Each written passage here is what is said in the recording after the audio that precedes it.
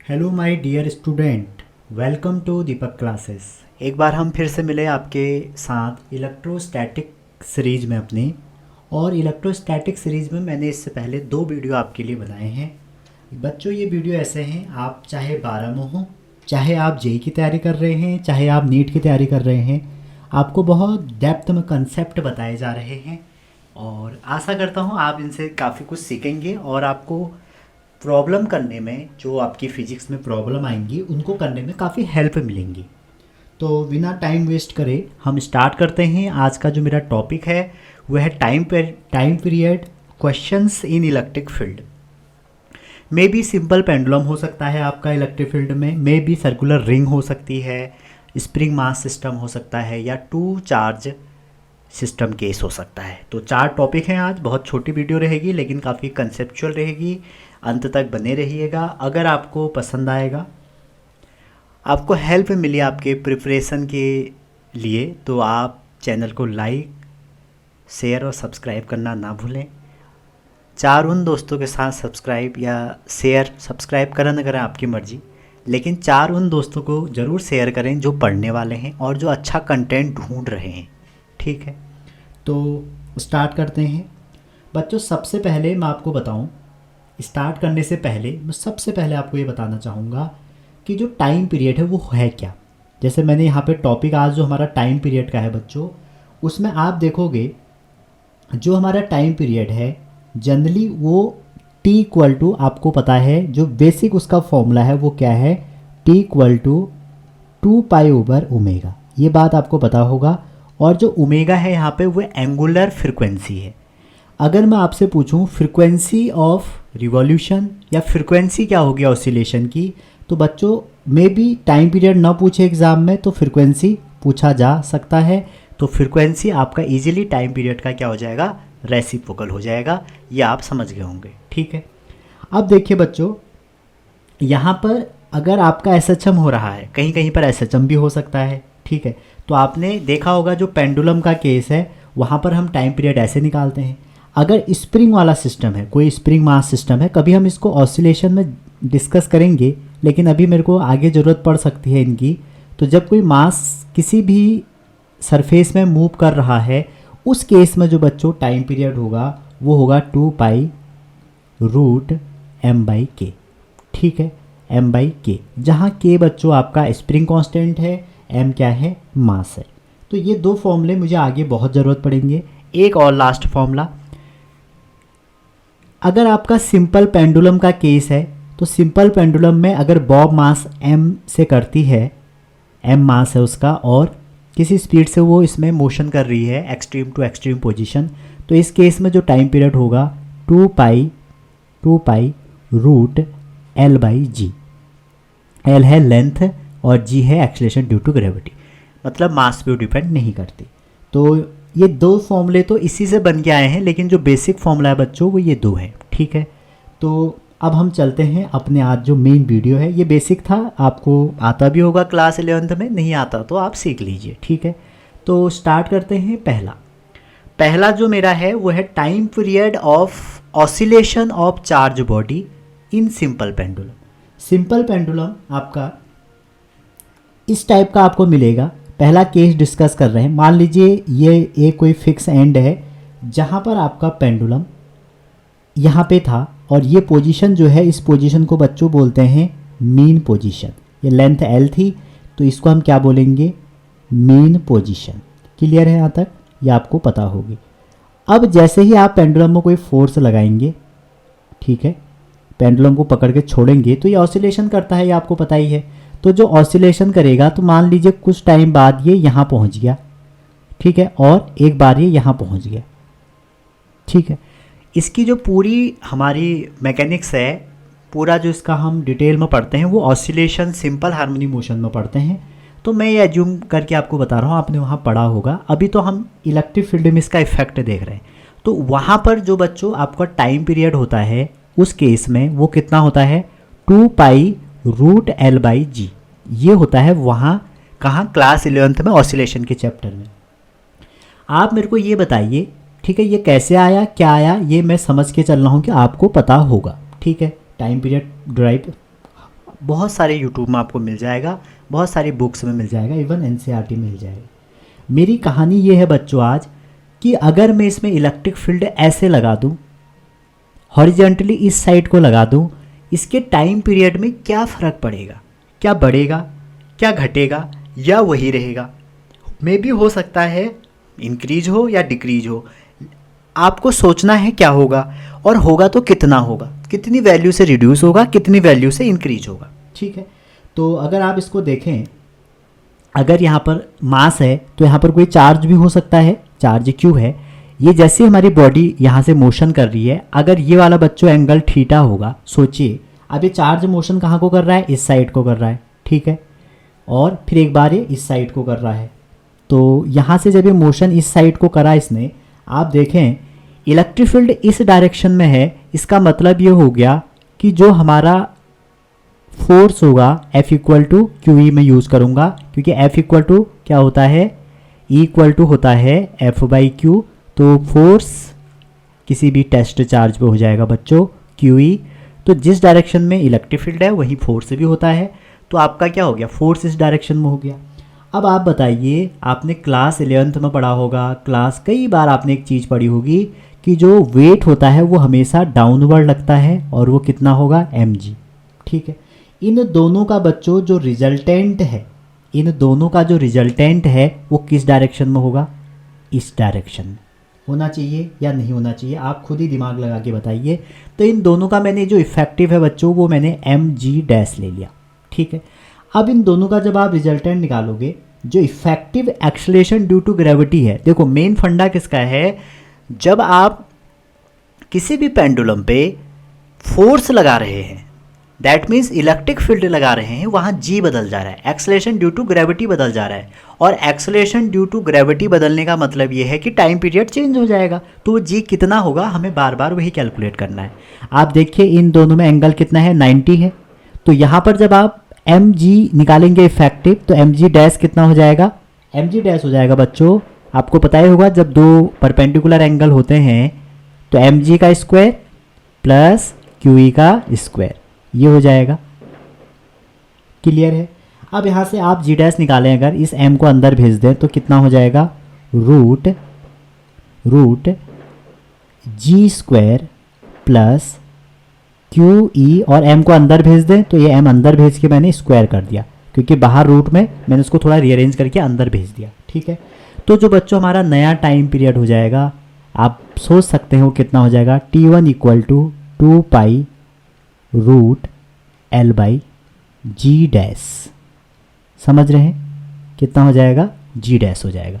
तो आप ये बताइए, ये जी डैश की आप यहाँ पे वैल्यू भी रख सकते हैं, क्या टाइम पीरियड बढ़ेगा घटेगा। अगर ये वैल्यू बढ़ेगी तो टाइम पीरियड क्या होगा, घटेगा। तो आप ये कह सकते हैं अगर इस साइड आप इलेक्ट्रिक फील्ड लगाओगे तो जो T1 की वैल्यू आई वो T1 की वैल्यू ओरिजिनल T से कम होगी। ठीक है, पहला केस हमारा सक्सेसफुली हो गया। अगर आप इसको फॉर्मूले को समराइज और करना चाहें तो आप ऐसे भी कर सकते हैं कि T1 की वैल्यू आपकी हो जाएगी 2 पाई, आप अगर इसको डायरेक्ट डायग्राम बना के समझें तो आपके लिए आसानी रहेगी, L over g square plus q E by m, जो भी ये एक्सेलरेशन है हमारा इलेक्ट्रिक फील्ड में, इसका होल स्क्वायर। ठीक है, तो ये हमारा बच्चों पहला केस था। अब हम चलते हैं दूसरे केस में, और दूसरा केस कैसा है कि आप अगर इलेक्ट्रिक फील्ड, अच्छा इसमें एक चीज़ और ध्यान दें, अब आप इलेक्ट्रिक फील्ड इस साइड को लगाएं या इलेक्ट्रिक फील्ड इस साइड को लगाएं, कहानी एक ही रहेगी बच्चों। समझ रहे हैं, क्योंकि इस साइड जब इलेक्ट्रिक फील्ड इस साइड को लगाओगे तब भी आपको ऐसे ही दो कंपोनेंट रिजॉल्व करने पड़ेंगे। तो आप समझें कि हॉरिजॉन्टल डायरेक्शन में अगर मैं इलेक्ट्रिक फील्ड लगाऊँ, हॉरिजॉन्टल डायरेक्शन में अगर मैं इलेक्ट्रिक फील्ड लगाऊँ तो आंसर मेरा नहीं बदलेगा। क्लियर है। सेकंड केस में चलता हूँ मैं। सेकंड केस, अगर मेरा पेंडुलम वही था, आप सोचिए कि ये मेरा पेंडुलम है, ये मेरा एक पेंडुलम है। ठीक है, ये मीन पोजीशन से मोशन करते हुए यहाँ पहुँच गया। ठीक है, आपने अब वर्टिकली डाउनवर्ड लगा दिया, आपने वर्टिकली डाउनवर्ड लगा दिया। और एक केस और ले लेता हूँ बच्चों, ये आपका मीन पोजीशन था और आपने इस केस में जो इलेक्ट्रिक फील्ड लगाया वो वर्टिकली अपवर्ड लगा दिया। ठीक है, हॉरिजॉन्टल चाहे आप लेफ्ट को लगाएं चाहे राइट को लगाएं, कहानी एक ही होने वाली है और यहाँ पर आपको समझना है। ठीक है, तो अब आप देखिए इसमें। ठीक है, आगे देखते हैं। ये दो केस है हमारे, एक में हमने वर्टिकली डाउनवर्ड लगाया, एक में हमने वर्टिकली हॉरिजॉन्टल लगाया, वर्टिकली अपवर्ड लगाया। ठीक है, सॉरी। अब आप देखेंगे इस मीन पोजीशन से कितना डिस्प्लेसमेंट हुआ। ध्यान से अगर आप इसको देखेंगे, देखो बच्चों एम जी कहाँ लगेगा, हमेशा नीचे। आपको कंपोनेंट रिजॉल्व करेंगे, देखना पड़ेगा कि जी में क्या फ़र्क पड़ा। ठीक है, और ओरिजिनल जो हमारा सिंपल पेंडुलम का टाइम पीरियड होता है वो होता है 2π√L/g। ठीक है बच्चों, चाहे ये वाला केस हो, चाहे ये हो, चाहे हॉरिजॉन्टल हो। तो आप देख सकते हैं जब आप नीचे को लगाओगे तो एक फोर्स लगेगा, वो भी नीचे को लगेगा, QE। ठीक है, जब फोर्स नीचे को लगेगा तो एक्सेलरेशन जो होगा इलेक्ट्रिक फील्ड का वो भी कहाँ को लगेगा बच्चों, डाउनवर्ड लगेगा। समझ गए? तो जो इफेक्टिव एक्सेलरेशन हो जाएगा वो क्या हो जाएगा, नीचे को यहाँ पर फोर्स क्या लगा था mg और एक्सेलरेशन क्या लगा था a = g और यहाँ पर a लगा था। तो जो हमारा नया g डैश हो जाएगा बच्चों वो क्या हो जाएगा, वो हो जाएगा g + a। समझ रहे होंगे आप? एक इसका तो अपना g हो गया और एक ये जो हमने फील्ड लगाया इसका एक्सेलरेशन हो गया। टोटल मोशन हम g की डायरेक्शन में ले रहे हैं। ठीक है, टोटल जो हमारा इलेक्ट्रिक फील्ड है वो डाउनवर्ड ले रहे हैं। तो जब आप इसमें इलेक्ट्रिक फील्ड की डायरेक्शन में लेंगे एक्सेलरेशन को तो g + a सेम डायरेक्शन में ऐड हो गए। तो जो टाइम पीरियड हो जाएगा t = t डैश कर लेता हूँ या t1 कर लेता हूँ इसको, 2π√L/g डैश और g डैश की मैं अगेन वैल्यू रख दूँ g + a। और आप फिर से देखिए ये जो g + a है, ठीक है, ये ज़्यादा ही है g से, इस g की वैल्यू से तो ये ज़्यादा है। और ये ज़्यादा होने का मतलब समझ रहे होंगे ना कि t1 क्या है हमारा, कम है। तो इसका मतलब ये हो गया कि जो t1 है वह इस केस में भी छोटा आया। ठीक है, वो t1 अलग है, आप चाहे इसको t2 कर लीजिए, कन्फ्यूजन दूर करिए अपना।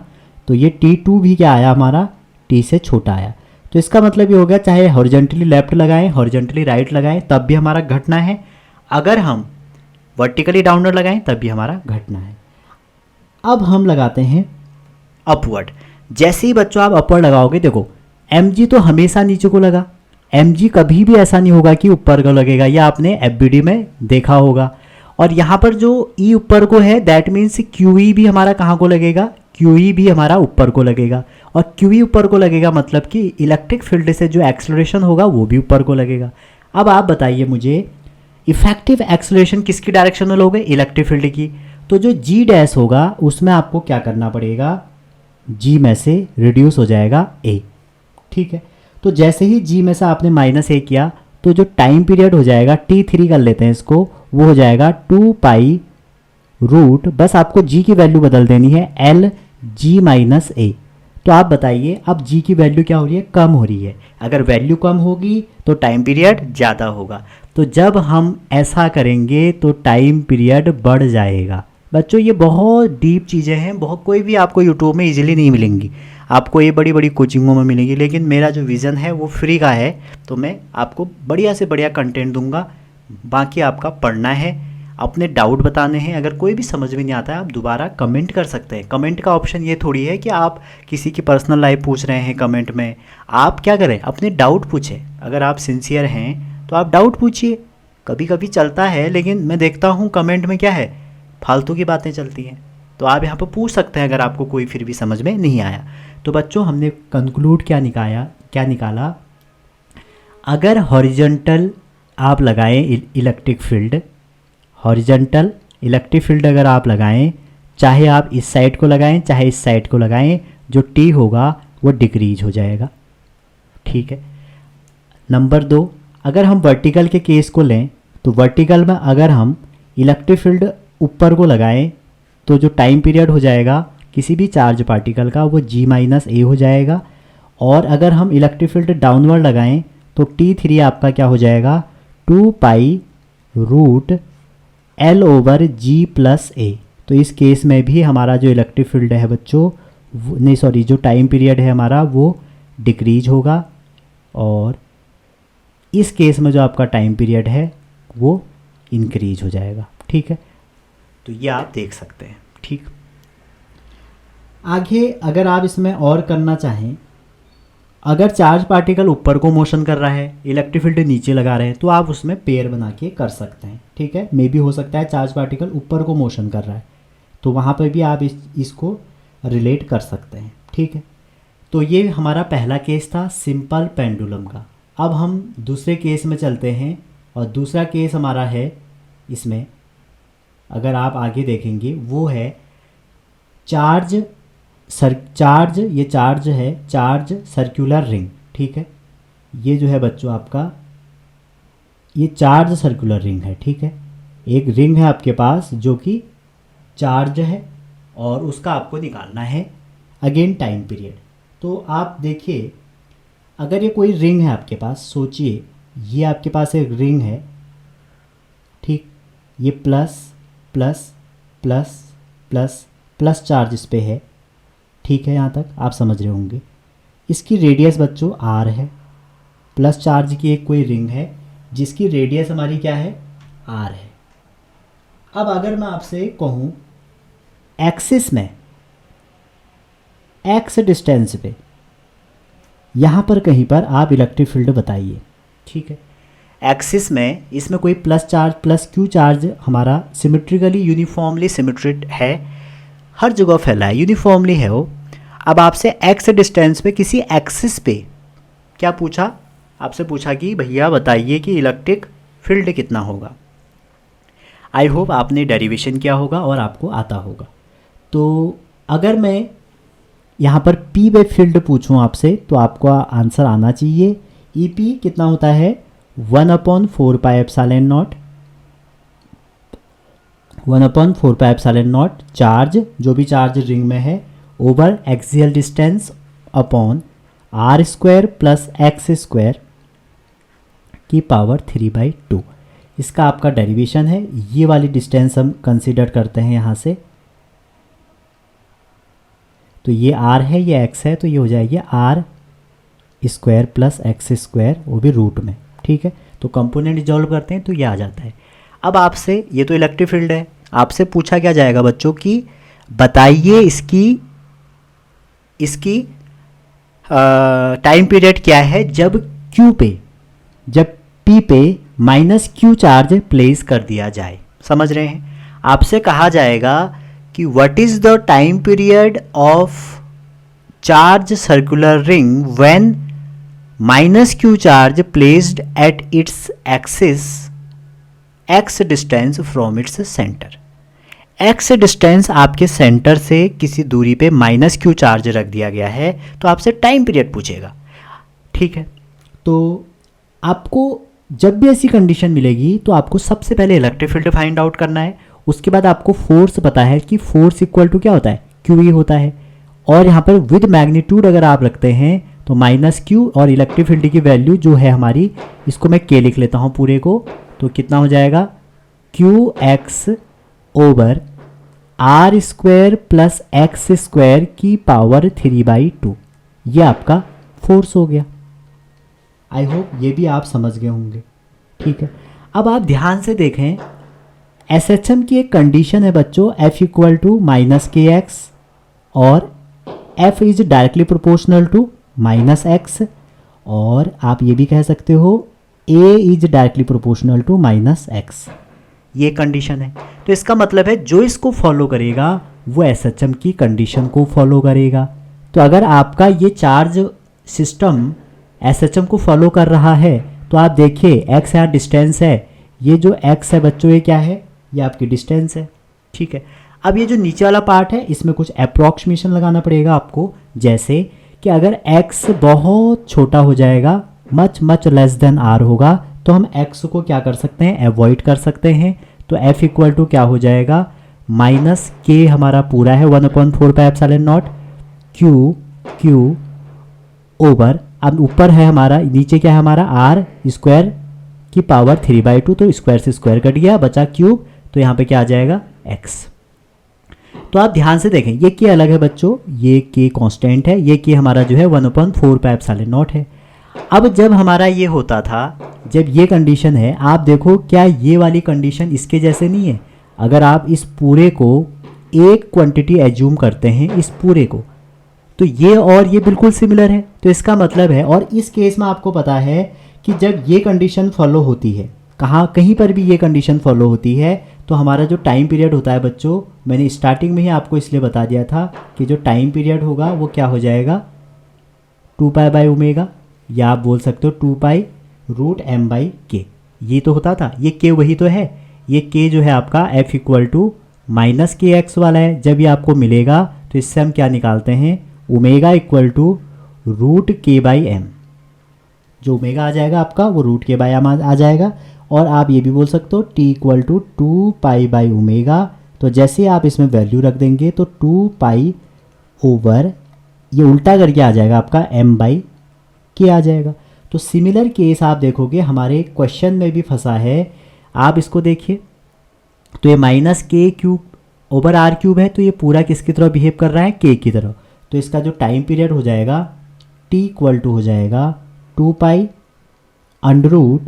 उसका मास है m, और पूरी वैल्यू बच्चों k है। ये जो पूरी वैल्यू है ना, ये पूरी हमारी k है, ठीक है। तो इसकी वैल्यू हम k की जगह रख दें तो कितना आ जाएगा, वैल्यू है k³ r³, ठीक है।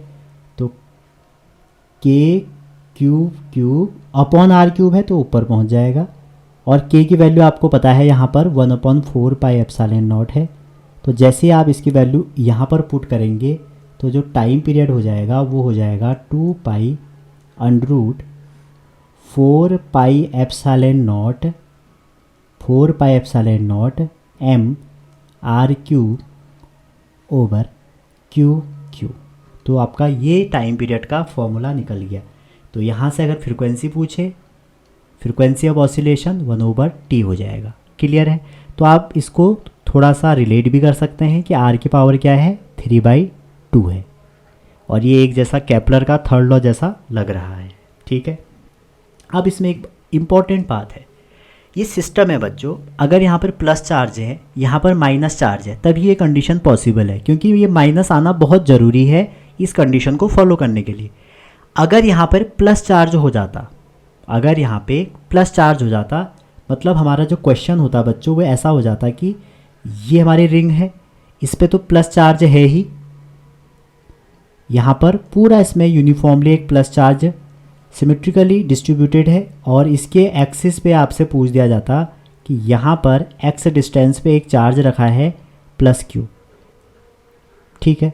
तो क्या ये मोशन SHM होगा, क्या ये टाइम पीरियड निकल पाएगा? तो बच्चों यहाँ पर मोशन ही SHM नहीं हो पाएगा, टाइम पीरियड ही नहीं निकल पाएगा, फ्रीक्वेंसी ऑफ ऑसिलेशन ही नहीं निकल पाएगी। तो कई बार आपसे पूछा जा सकता है ऐसा। तो ये तभी पॉसिबल है अगर या तो इस पे माइनस चार्ज हो और यहाँ पे प्लस हो, या तभी पॉसिबल है या यहाँ पर प्लस चार्ज हो और यहाँ पर माइनस प्लेस किया हो, तभी पॉसिबल है। और दोनों केस में जो t की वैल्यू आएगी वो r की पावर 3/2 के बराबर आएगी, प्रोपोर्शनल आएगी। समझ गए होंगे ये कंसेप्ट। अगला क्वेश्चन है हमारा ये वाला, और ये क्वेश्चन आया था बच्चों 2011 में, और ये आपका स्प्रिंग मास सिस्टम है। तो आप क्वेश्चन पढ़ सकते हैं। आपको क्वेश्चन दिया है कि एक वुडन ब्लॉक है, perform SHM on frictionless surface with frequency V0, ठीक है। आगे कह रहा है कि फ्रीक्वेंसी दी है यहाँ पे, the block carry a charge +q on its surface if now a uniform electric field is switched on as shown then SHM of block will be। तो जैसे ही आपको इस पर एक फोर्स लगा दिया, आपने इलेक्ट्रिक फील्ड लगा दिया, इसका मतलब कि आपने फोर्स लगा दिया, तो आपसे पूछा जा रहा है क्या होगा चेंज। तो बच्चों देखो, अगर आपसे पूछेगा कि इसमें क्या होगा चेंज, पहले जब ये चल रहा था तो इसका जो टाइम पीरियड होगा t = वो 2π√m/k था। तो आप मुझे बताइए क्या ये टाइम पीरियड या फिर जो फ्रीक्वेंसी होती है वो 1/t होती है, ठीक है। तो आप यहाँ से देख सकते हैं स्प्रिंग वाले केस में क्या आपका यहाँ पर फ्रीक्वेंसी चेंज होगी, क्या यहाँ पर आपकी फ्रीक्वेंसी चेंज होगी। देखो बच्चों, इलेक्ट्रिक फील्ड लगाने से ना तो मास चेंज होता है ना के चेंज होता है। के क्या है? ये स्प्रिंग फैक्टर। तो आपका ये कैसे चेंज हो जाएगा? नहीं हो पाएगा ना। अभी तक हमने जितने भी केस करे, या तो acceleration due to gravity change होना चाहिए, समझ रहे? अगर यही स्प्रिंग अपवर्ड डाउनवर्ड हो जाती तो कहानी बदल जाती। तो इस केस में जो हमारी, ये तो इस पर डिपेंड ही नहीं कर रहा ना इलेक्ट्रिक फील्ड, तो ये चेंज ही नहीं होगा। इसका मतलब क्या है कि हमारा जो ये है सिस्टम, इसकी फ्रिक्वेंसी सेम रहेगी, फ्रिक्वेंसी वही रहेगी जो पहले थी, पहली बात। लेकिन इसकी मीन पोजीशन चेंज हो जाएगी। आप देखिए, अगर कोई मोशन कर रहा है, आपने उसको एक्स्ट्रा फोर्स दे दिया तो उसको थोड़ा हेल्प मिल जाएगी। अगर इसका ऑप्शन देखें, सेम फ्रिक्वेंसी पहले में है, दूसरे में है, विद शिफ्टेड मीन पोजीशन, ये वाला सही हो गया। अगर आपसे पूछ दिया जाता कि कितना मीन पोजीशन शिफ्ट होगा, अगर आपसे पूछा जाता कि कितना मीन पोजीशन शिफ्ट होता, तो आप निकाल सकते थे किससे?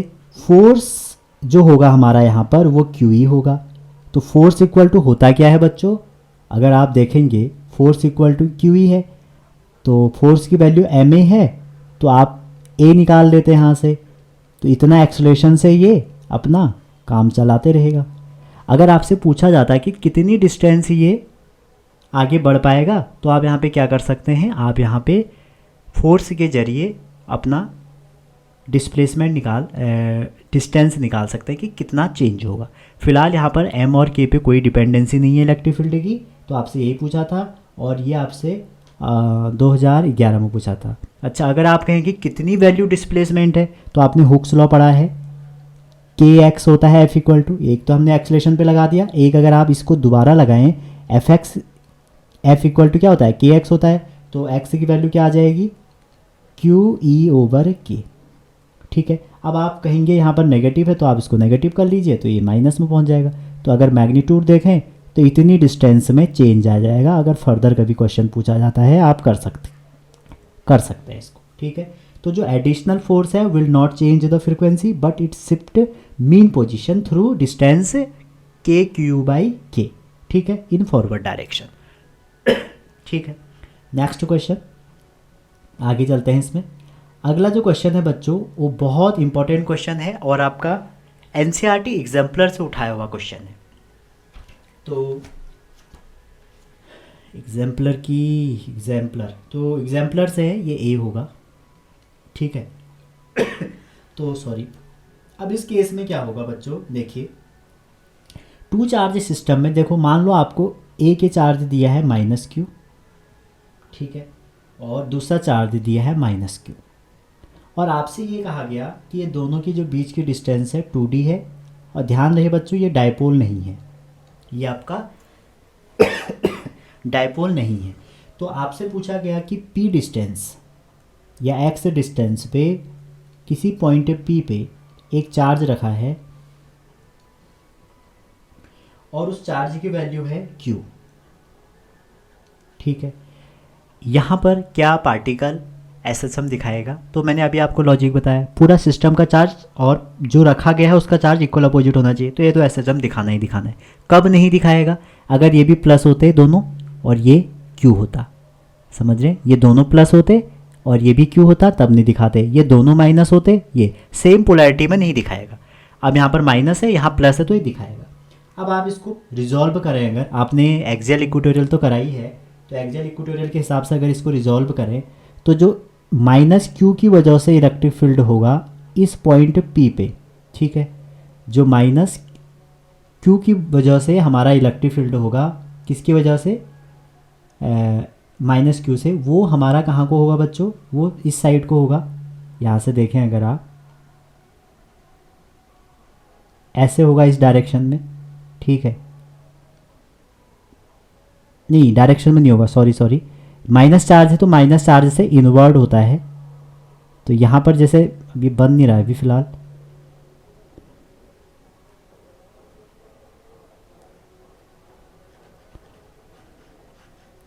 दोबारा बनाते हैं इसको।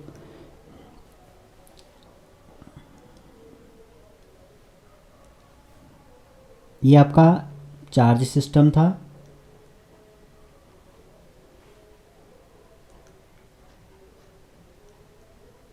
ये माइनस चार्ज से प्लस चार्ज एक सिस्टम था, और एक पॉइंट P पे आपका चार्ज रखा है और ये पॉइंट P है, ठीक है। अब बनेगा ये, तो आपसे पूछा गया है, तो देखिए अब ये माइनस चार्ज है प्लस चार्ज है, तो इसमें इलेक्ट्रिक फील्ड की डायरेक्शन अंदर को हो जाएगी, ठीक है। और ये डिस्टेंस आपको x दी है और इसमें भी डिस्टेंस हमेशा प्लस से माइनस x ही थी, लेकिन यहाँ जो इलेक्ट्रिक फोर्स की डायरेक्शन हो जाएगी अगेन आपकी कहाँ को हो जाएगी, माइनस की तरफ हो जाएगी, ठीक है। ये डिस्टेंस बच्चों d हो जाएगी, ये d हो जाएगी, इसको आप r ले सकते हैं, इसको भी r ले सकते हैं। पाइथागोरस थ्योरम से आप देख ही सकते हैं ये कितना हो जाएगा, x square plus d square root में। अब जब आप इसको सॉल्व करेंगे तो आपका इसको कंपोनेंट रिजॉल्व करेंगे, ठीक है। तो कंपोनेंट जैसे ही आप इसके रिजॉल्व करेंगे, अगर ये वाला वैल्यू आपकी यहाँ पे थीटा है, यहाँ थीटा है, तो इसका जो एंगल होगा एक इस साइड को रिजॉल्व होगा, ये भी थीटा होगा, ठीक है। तो जो नेट फोर्स होगा एक परपेंडिकुलर आ जाएगा, एक हॉरिजॉन्टल आ जाएगा, तो हमारा जो नेट फोर्स हो जाएगा इस केस में वो कितना हो जाएगा, 2f cos थीटा, क्योंकि परपेंडिकुलर वाले बच्चों कट जाएंगे इस दोनों में, जब आप देखोगे परपेंडिकुलर वाले कट जाएंगे, थीटा थीटा वाले रहेंगे। तो यहाँ पर f की वैल्यू कितनी है आप देख सकते हैं, f की वैल्यू हो जाएगी f की वैल्यू 1/4 लगा लीजिए, मैं उसको k लिख रहा हूँ, क्यू दोनों charge Q square over distance r ले ली मैंने फ़िलहाल, तो r का स्क्वायर हो गया। और cos थीटा की वैल्यू कितनी हो जाएगी, cos थीटा की वैल्यू हो जाएगी आपकी ये वाला एंगल आपका थीटा है, ये यहाँ नहीं होगा, ये एंगल इस साइड होगा, यहाँ पे ये थीटा है आपका, क्योंकि थीटा एंगल से बन रहा है, तो ये हो जाएगा आपका